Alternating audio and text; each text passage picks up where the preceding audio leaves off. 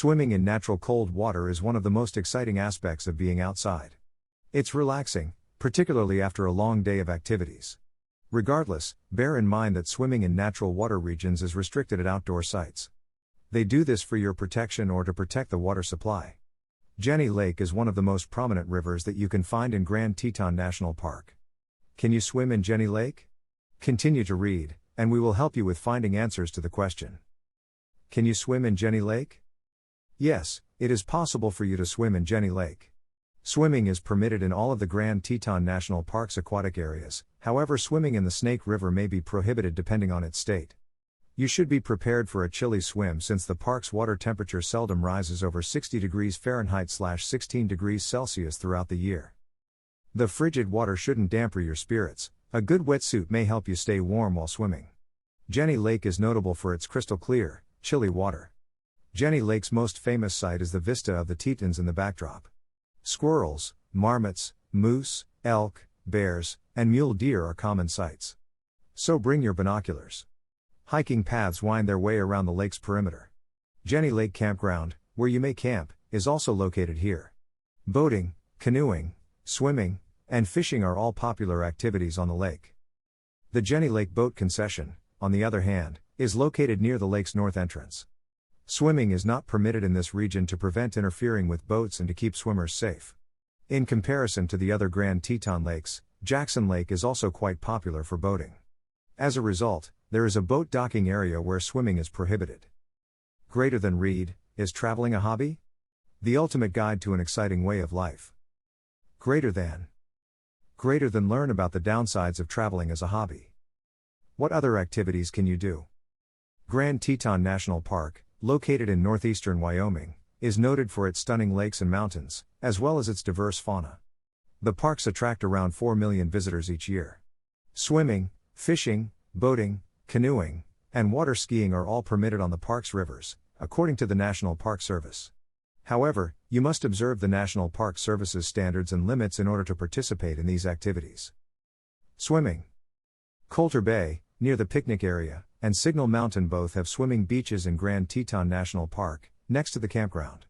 Swimming is prohibited between Jenny Lake's north entrance and the public use area for the Jenny Lake Ferry Boat Concession, according to the National Park Service. The marinas and boat mooring sites on Jackson Lake are not swimmable. Swimming and wading are permitted in all other park waterways. Snorkeling. Snorkeling and underwater diving are treated differently by the NPS than swimming. Only the bathing sections on Jackson and Jenny Lakes are suitable for snorkeling and diving. As a public safety precaution, it is forbidden in all other park waterways. River snake. While most rivers and streams are open to swimming, the Snake River prohibits the use of inner tubes, air mattresses, or other floating equipment. According to the National Park Service, the usage of such goods presents a danger since passages are often choked with trash, providing a threat to users and park rescuers. Because the dam may produce hazardous currents, the river is also restricted to swimming for 150 feet below the downstream side of the Jackson Lake Dam. Restrictions on boating. Boating restrictions have been placed near swimming sites and swimmers by the National Park Service. Boats aren't allowed to operate within 500 feet of a designated swimming area unless they're in a recognized channel and moving slowly. Boats must also be kept at least 100 feet away from swimmers. How to keep yourself protected. The water in open sea is generally frigid and may be rather deep. In rivers and lakes, there may be risks such as shopping carts or shattered glass. Shingle beaches quickly shelve, becoming very deep not far from the coast. Riverbanks may be slick and difficult to navigate. These dangers don't imply you should only swim in indoor pools, but it's always good to be prepared. Our outdoor swimming water safety information may be found here. Determine the present situation. If you come upon a river of cold water and are ready to jump in, first check the flow. If you throw a stick or a branch into the water, it will float away quicker than you can swim, and you will be unable to beat the river while returning upstream. Avoid. Determine the depth. Even if you dive or jump often, you should use extreme care while doing so. Rocks, sand, branches, and trash might have been carried downstream, resulting in shallow spots and risks. If you must dive or leap, make sure the water is clear of obstacles and judge the depth by going in and checking it out from the water rather than from the side. Avoid becoming too chilly. Even in the summer, outdoor swimming locations might be frigid, so put on a wetsuit and gradually warm up.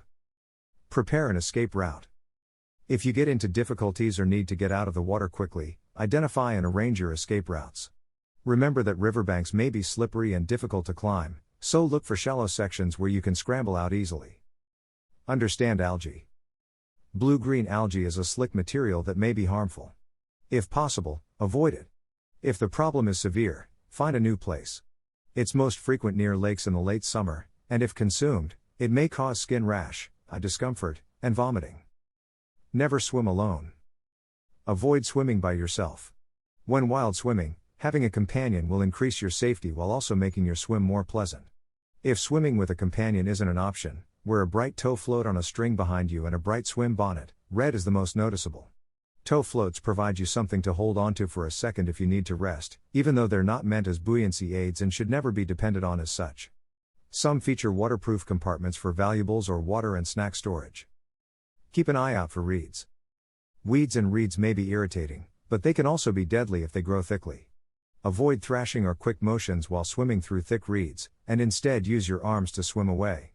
Another reason to avoid pike is that they tend to lurk in submerged freshwater plants. Final words. Now you have a good overall picture about swimming in Jenny Lake. You can keep these facts in your mind and go ahead with swimming. It will provide you the opportunity to get the best possible experience out of swimming in the long run. Moreover, you will also enjoy the swimming activities that are coming on your way as well.